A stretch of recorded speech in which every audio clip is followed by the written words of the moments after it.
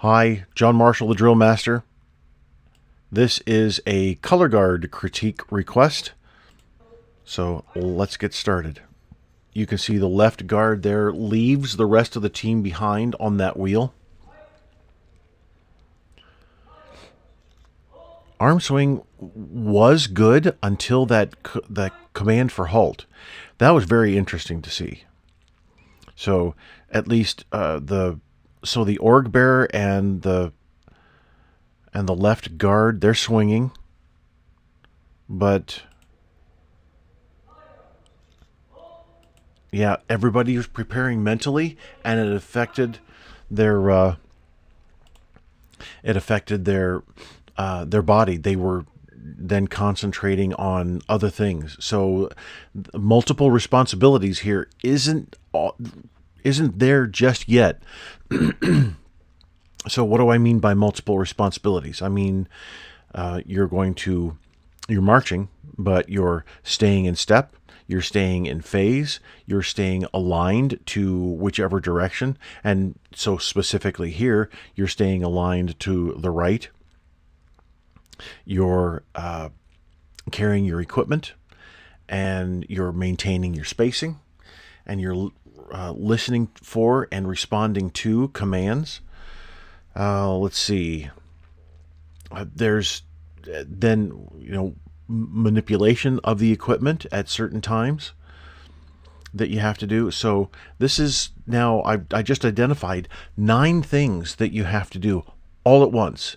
That's multiple responsibilities. So when we first start out carrying a rifle or carrying a flag or even just marching, we don't have that ability to handle all those responsibilities.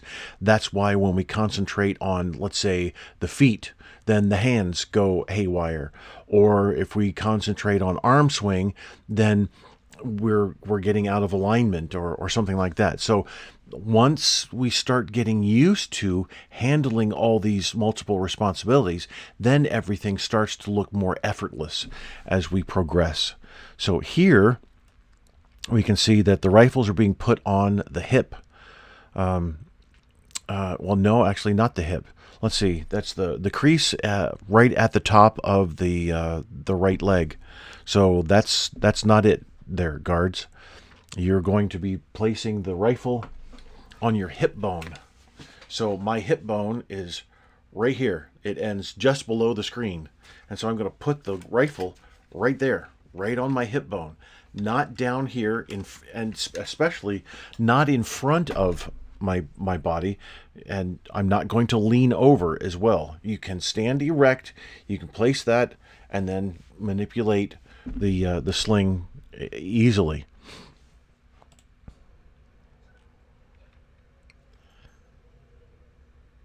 All right, that's not sling arms. I understand how you did that. It was actually quite slick. But what you should be doing is grabbing the sling, pushing the arm through, coming to a hold technique that holds the sling in the right arm, and then your forearm is level. Putting having the right hand down at the bottom there, holding onto the rifle. That's not sling arms. For close, about face.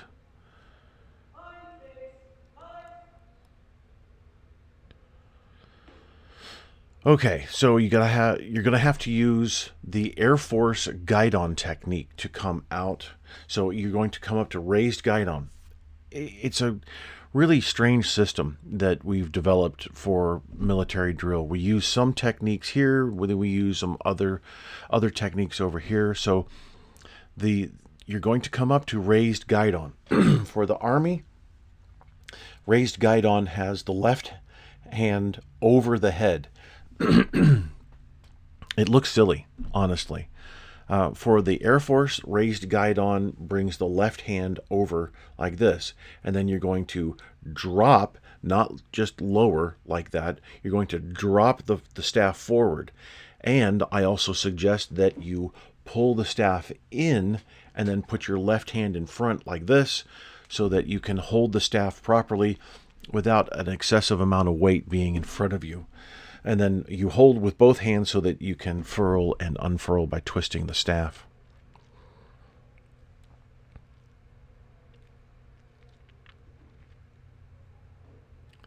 Slight timing issue there for... What did you do? How on earth did you do that? Were the silks folded? We don't do that. For the Army, Air Force, and Space Force, we don't do that. Actually, the other services will furl and unfurl. I know the MCO talks about folding, but it's certain situations that, and a majority of the situations, but there are times when they'll furl and unfurl. What you just did isn't proper technique at all. So you're going to have to unfurl the flag, which means it's the flag material. It's called the silk. The silk is wrapped around the staff, and so that the spade is flat. What you're going to do is unwrap the silk from the staff. You end with the spade flat, and then you come up to carry. Now, you came up to carry just fine, but everything else there was not good.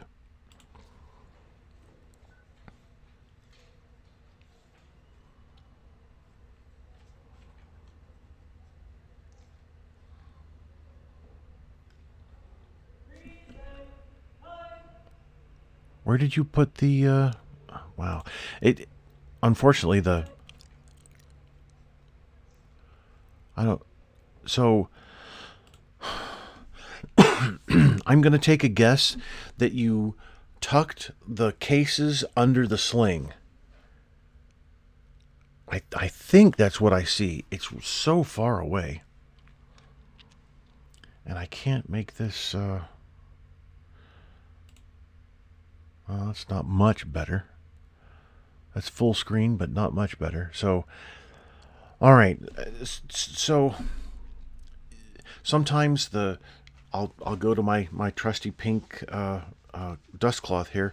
Sometimes the sling is tucked under the left arm. I've seen it tucked under the left arm. I've seen it tucked under the right arm, and I've also seen it tucked under the sling so that it just stays there under the sling, so you can move your hand about and salute and do all that. That's not what you do. Not at all. You hold the case like this in your left hand. You bring your left across, and you're going to use your two fingers to hold the sling. You're going to bring the left across, hold the sling, salute, drop the salute all the way down, come up under, and then drop your left away. You have to look at the training circular to do that. So I want to rewind just a bit. So I talked about arm swing earlier, and so you need to use Army techniques here, most likely, and why you don't have the left hand on the our judging, or not necessarily judging, but our competition across the country are just so muddled. They're not backwards. It's just everything's muddled. We don't have a specific across the board. Here's the standard. Here's the way we're going to judge it. We just don't have it. There's all kinds of variations. And I could speculate as to why, but I'm not going to. So anyway, left hands need to be on the staff at the harness socket. That's going to be Army technique.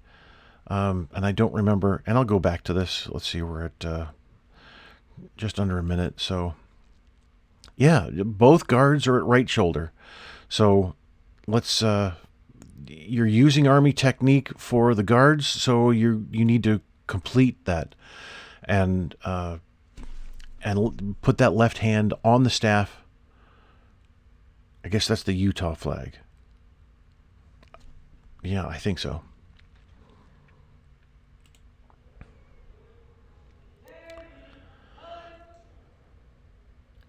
So, excuse me. Carry, Colors, that's not a command. All right. It is a command, but that's not how we give it. Carry colors. Carry colors, not carry colors, not present arms. That's very monotonous, but it's carry colors, present arms. And I'm trying not to blow your ears out doing that. That's how we give commands in the Air Force, the Army, well, every service.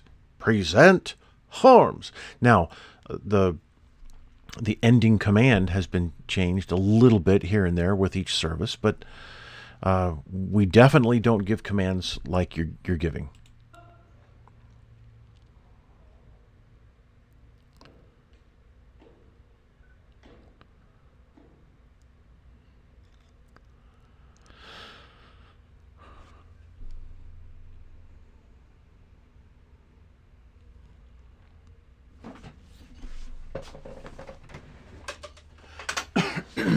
So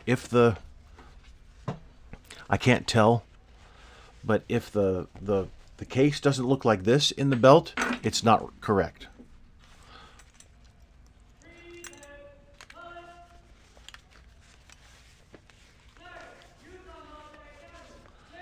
Oh. Okay, UMA.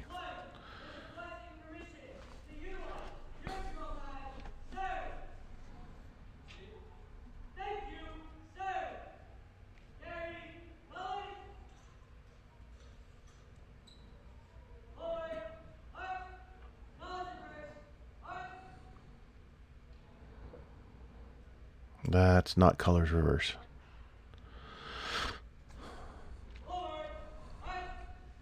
Well, it is a form of colors reverse, but it's not the proper technique. So down below, I'll put a link to my colors reverse briefing.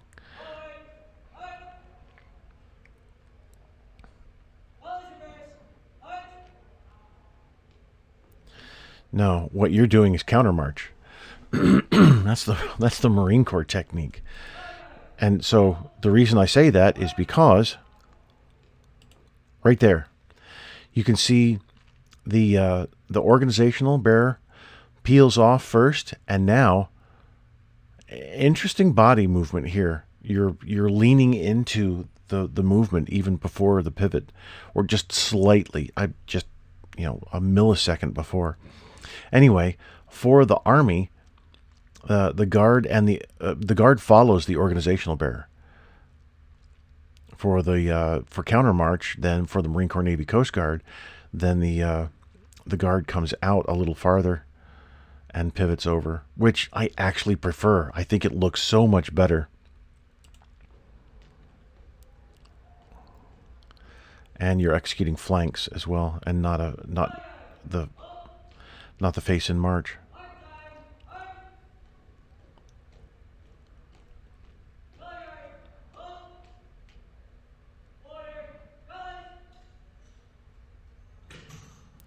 Don't slam your equipment. Oh, good. Okay, so you didn't go to the guide on parade rest and push the flag out, thankfully. Very glad of that. But look at your hands. So we've got left guard, you've got a window here. You've got a bent elbow. Now, of course, you're not going to have a completely ruler straight elbow for the Air Force parade rest. Air Force parade rest has the hand not at the small of the back, but covering the butt. So everybody's hand needs to be over their butt, but it also needs to be flat, completely flat.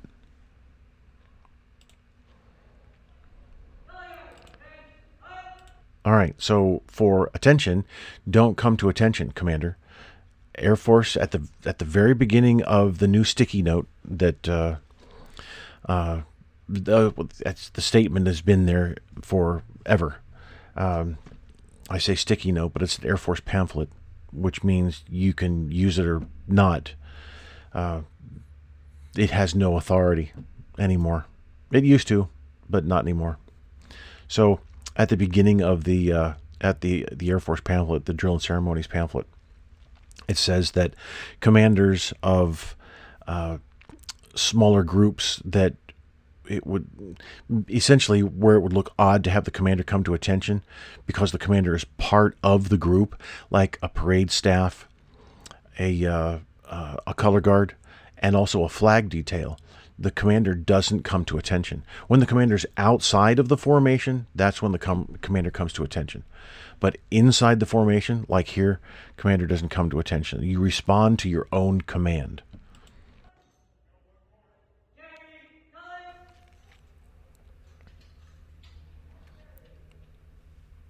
Guards. Yeah, don't do that. All right. What you're doing here, you're coming up to the port position. You're bringing your right hand down and then twisting the rifle to the, you're using pretty much ceremonial technique then to come to right shoulder. Don't do that. You don't turn the rifle before and then place it on. It's all one movement. You transition over from the rifle, and I'm holding it up higher than I should, just so you can see it on the camera here. But you're going to transition from the rifle being flat in this plane to the rifle being flat in this plane here. Don't switch it and then push it over. That's ceremonial technique, or a pseudo ceremonial technique anyway. And staffs should have a slight angle forward. 3, 4, 5, 6, 7, 8. Good. You're increasing your tempo a little bit, though. So you want to have your tempo constant throughout, and it needs to be between 100 and 120 beats per minute. And so set your metronome, like we've talked about before. Set it at 110, and then do everything. Do the counter march, do mark time, do half step, your wheels. Everything should be at the same tempo. Why no dip of the flag?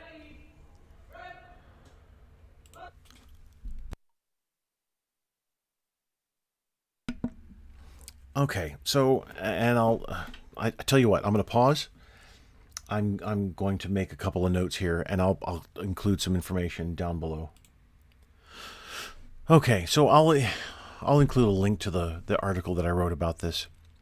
The reason why you're carrying a state flag is because, boy, I don't know when, somebody got the idea that dipping you really shouldn't carry your service's departmental color or any organizational color except for the JROTC.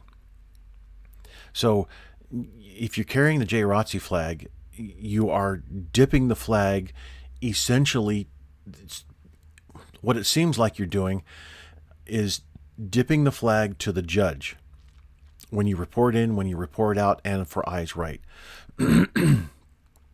So eyes right is a form of salute. This is why the Marine Corps, Navy, and Coast Guard don't have the national bearer turn the head to the right, because it's a form of a salute. So here, you didn't dip the flag. Why not? Well, it's a state flag. State flags are treated a little differently from military flags. I find it a little strange. I understand why the flags have these certain restrictions, but military flags are not dipped in all kinds of situations. They're only dipped in very, very specific situations. And one of them is if you're carrying the JROTC flag, then really the JROTC commander for your service should be present and receiving honors, etc. However, see, this isn't the case. This isn't a formal. It's not a formal ceremony. This is a competition.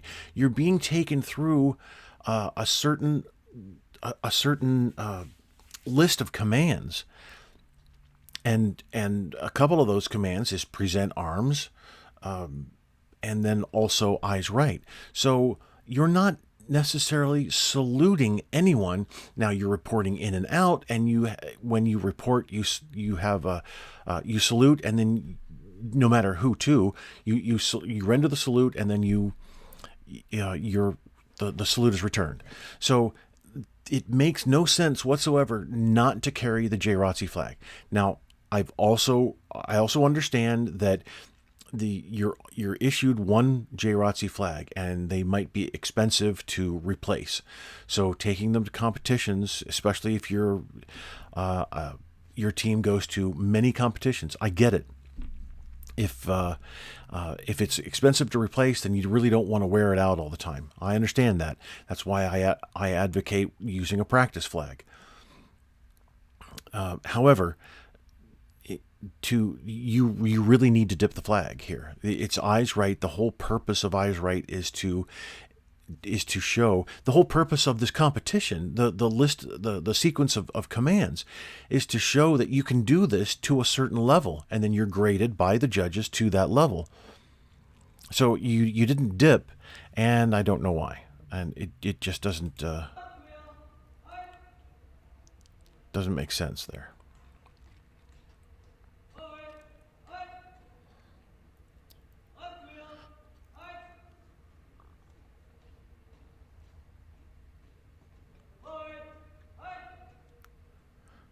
So spacing has kind of sagged and weaved just a little bit. Now that was a better left wheel than when you entered in. So I think maybe that initial left wheel that you performed was probably a little. That the team was a little cold. They needed to warm up a bit, and ensure that they were. Well, just like an athlete, you warm up, you make sure that your muscles are good and that your head is in the game, etc. To use that kind of analogy there.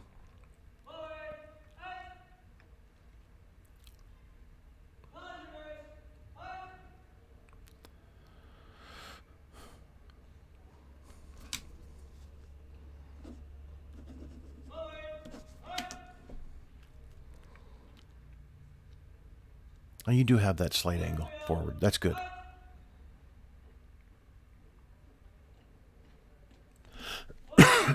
So the right wheel wasn't as good as the left wheels have been.